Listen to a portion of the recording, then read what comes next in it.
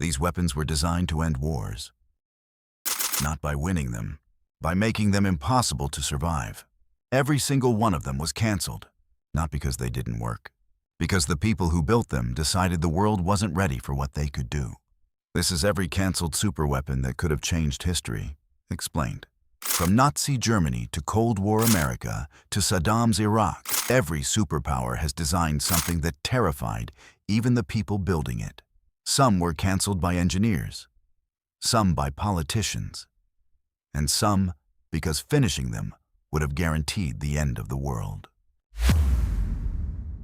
The Landkreuzer P.1000 Ratte was not a tank. It was a decision to ignore every lesson armored warfare had ever taught.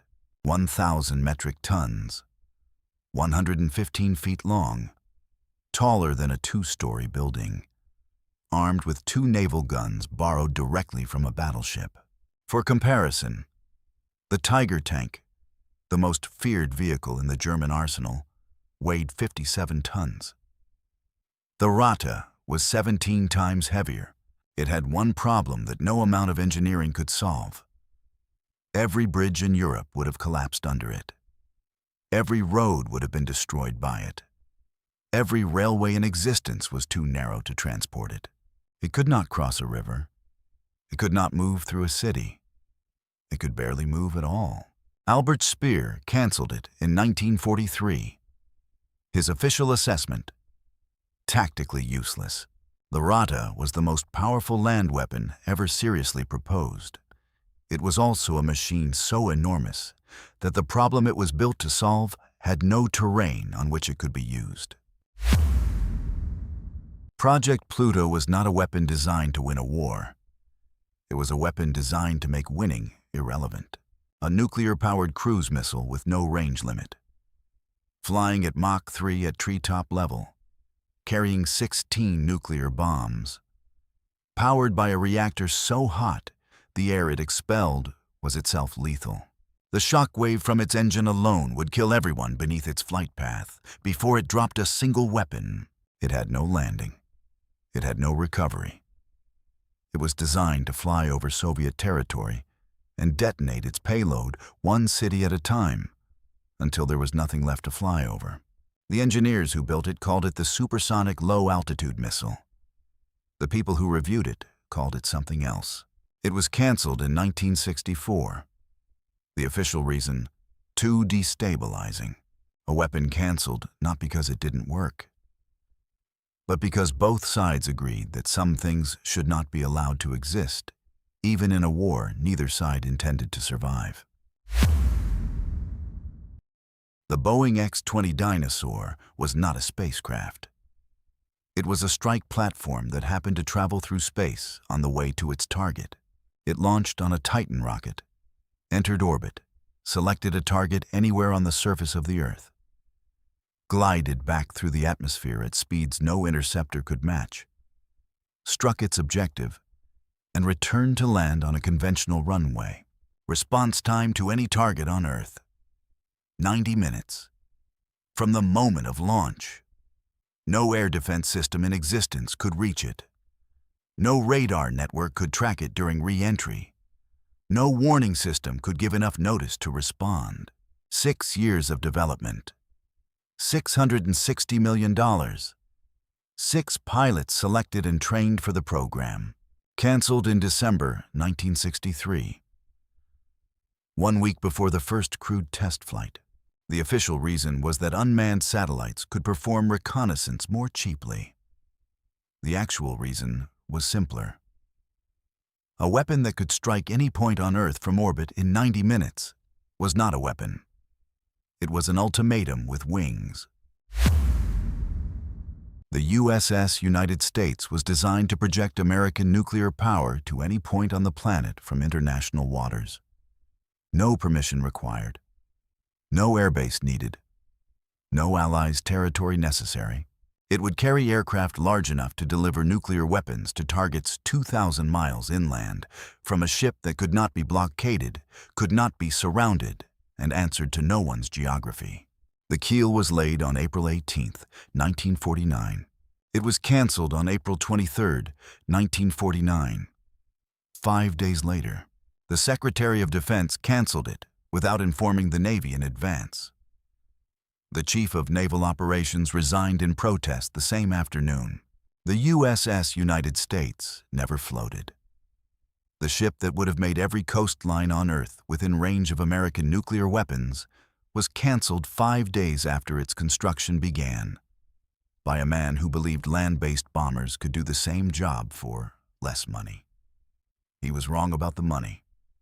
He was right that it was never built. The WS-125 was built on one idea: a bomber that never needed to land. Powered by a nuclear reactor instead of jet engines, it would orbit Soviet airspace indefinitely, weeks at a time, waiting for the order that would end the Cold War by beginning something far worse. The engineering problem was straightforward. A reactor powerful enough to fly a bomber would irradiate the crew within hours. The proposed solution was to shield the cockpit with 10 tons of lead. The new problem: 10 tons of lead made the aircraft too heavy to fly. 15 years of development, $1 billion. One aircraft modified to carry a reactor for testing, the NB-36H, which flew with a live reactor on board to prove it was possible. It was followed at all times by a transport aircraft carrying paratroopers whose only mission was to secure the crash site if something went wrong. It was canceled in 1961. The paratroopers were never needed. The bomber was never built. The idea of a nuclear aircraft orbiting indefinitely above a country it was built to destroy was abandoned, not because it was impossible, but because living with the alternative was easier than finishing what had been started. Project Babylon was not built in secret. It was built into the side of a mountain, in plain sight, because nothing that size could be hidden from satellite photography. 512 feet of barrel. A gun designed not to shoot at targets on the ground, but to place projectiles directly into orbit. With a conventional shell, it could reach 600 miles, covering Israel, Iran, and Saudi Arabia from a single fixed position in northern Iraq. The man who designed it was Dr. Gerald Bull, the world's foremost expert in long-range artillery. A Canadian scientist who had previously worked for the United States and Canadian governments before Saddam Hussein offered him something they wouldn't: the resources to build what he had always believed was possible. On March 22, 1990, Dr. Bull was shot 5 times in the head and chest outside his apartment in Brussels. He died in the hallway. No organization claimed responsibility. The project died with him. The gun barrels were found by weapons inspectors after the Gulf War, still on the mountain, still pointing at the sky. When CIA analysts first saw it on satellite photography in 1967, they had no category for what they were looking at. It was the size of a Boeing 747. It sat on water like a ship, but it moved at 340 miles per hour. They called it the Caspian Sea Monster, because that was the only description that captured what the photographs showed. The KM Ekranoplan flew 3 feet above the water surface, using ground effect to generate lift without fully entering the atmosphere. At that altitude, it was invisible to radar. At that speed, no surface vessel could outrun it.